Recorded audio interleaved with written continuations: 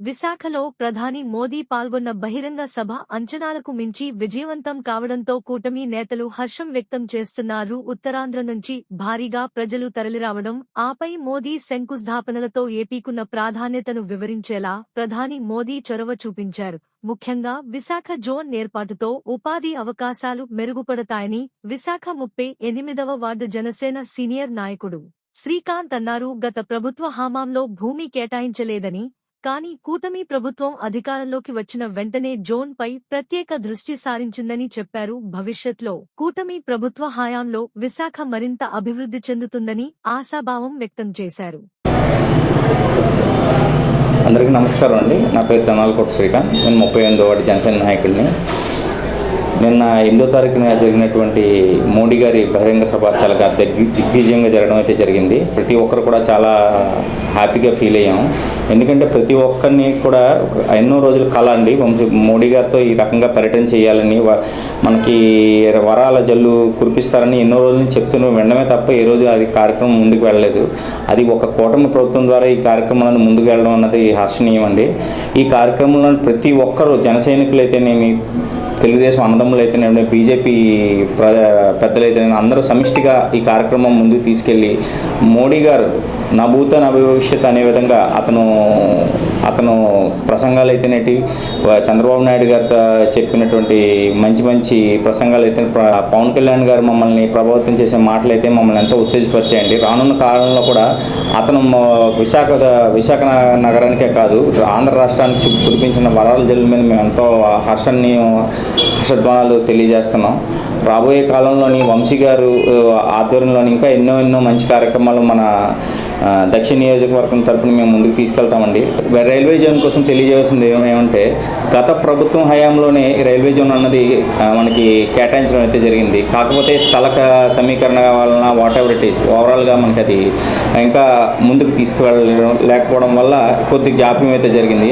అదేవిధంగా ఆ జాప్యాన్ని మన కూటమి ప్రభుత్వం, మన చంద్రబాబు నాయుడు గారి నాయకత్వం, అదేవిధంగా మన డిప్యూటీ సీఎం పవన్ కళ్యాణ్ ఆధ్వర్యంలో దాన్ని ముందుకు తీసుకెళ్ళి ప్రధానమంత్రి మోడీ గారు ఆధ్వర్యంలో దాన్ని శాంక్షన్ చేయడం అన్నది, దానికి రూపకల్పన చేయడం అన్నది ఎంతో గర్వకారణంగా నిలుస్తుంది. రైల్వే జోన్ రావడం వల్ల యువతకి ఎన్నో ఉద్యోగ అవకాశాలు, రానున్న కాలంలో మన దేశం ప్రతి ఒక్కరు కూడా గర్వించే విధంగా మనకు కూడా ఒక ఉపాధి అవకాశాలు అన్నది మనం కూడా యువతకు కల్పించడం అయితే జరుగుతుంది.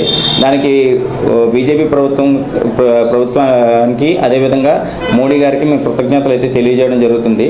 అది మాకు ఎంతో రాబోయే కాలంలోని మా యువతకు మంచి ఉద్యోగ అవకాశాలు కల్పించే విధంగా ఈ కార్యక్రమాన్ని ముందు తీసుకెళ్ళినందుకు మోడీ గారికి మేము అన్ని వేళ మేము కృతజ్ఞతలు తెలియజేస్తున్నామండి. ముఖ్యంగా చెప్పుకుంటే లోటు బడ్జెట్ ఉన్నటువంటి ఈ రాష్ట్రానికి మోడీ గారు చేయూతనివ్వడం అన్నది, బడ్జెట్ కేటాయించడం అన్నది ఎంతో గర్వకారణం అండి.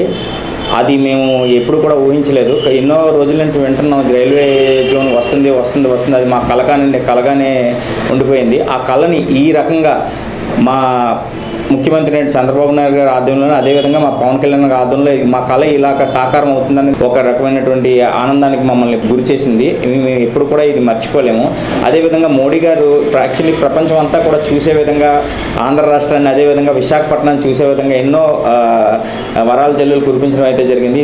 అతనికి మేము ఎప్పుడు కూడా ధన్యవాదాలు తెలియజేస్తాం.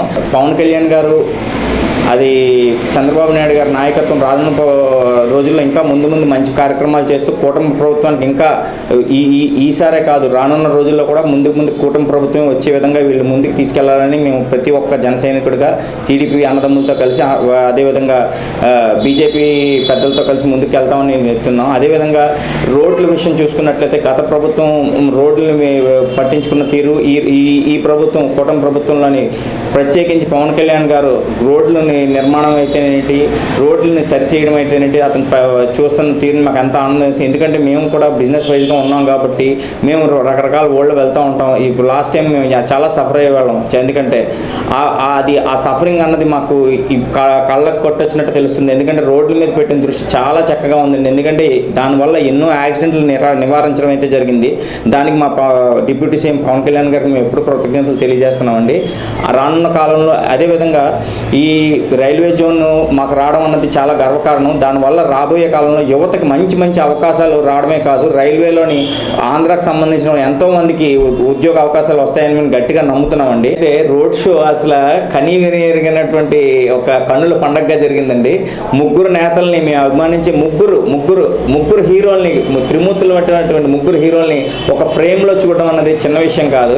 ఒక హీరోని చూస్తేనే మేము చాలా ఆనందపడిపోతాం. అలాగే మేము మా లెజెండరీ పర్సన్ అయినటువంటి మోడీ గారు, అదేవిధంగా మా చంద్రబాబు నాయుడు గారు, అదే మా పవన్ కళ్యాణ్ అన్నయ్య ఈరోజు మేము ఉత్సాహంగా పనిచేస్తున్నామంటే కేవలం ఒకే విధంగా చెప్తున్నామండి. ఫస్ట్ నుంచి మాలో ఉన్నటువంటి ఒక ఉత్తేజాన్ని ముందుకు తీసుకెళ్ళినటువంటి మా పవన్ కళ్యాణ్ అన్నయ్యని, అదే మా మోడీ గారిని, మా చంద్రబాబు నాయుడు గారిని ముగ్గురిని ఒకే ఫ్రేమ్లో చూడడం మాకు ఎంతో ఆనందంగా ఉందండి. దాన్ని ఎంతో చక్కగా మా కూటమి ప్రభుత్వం చక్కగా ఆ రోడ్ షోని అంటే తీర్చిదిద్దడం జరిగింది. అదేవిధంగా బహిరంగ సభ కూడా ఎవ్వరు కూడా ఎటువంటి ఆటంకం లేకుండా ప్రతి ఒక్కరు కూడా చాలా ఎంతో ఆనందంగా ప్రతి ఒక్కరు వీక్షించే విధంగా వాళ్ళ మాటలైతేనేటండి, అక్కడ జరిగినటువంటి ఏర్పాట్లు అయితేనండి ప్రతి ఒక్కరు కూడా ఎంతో ఆనందంగా చాలా హ్యాపీగా ఫీల్ అయ్యారు.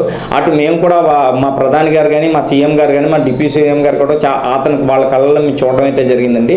ఈ సభకు వచ్చినటువంటి జనసందోహాన్ని, జన సముద్రాన్ని చూస్తే, వెలుగులా వచ్చినటువంటి జన సముద్రాన్ని చూస్తే అసలు నవ్వుతో నా భవిష్యత్ అన్నట్టుగా విధంగా ఉందండి. కూటమి ప్రభుత్వం ఇచ్చిన ఒక ఘన విజయంగా మనం చెప్పుకోవచ్చు.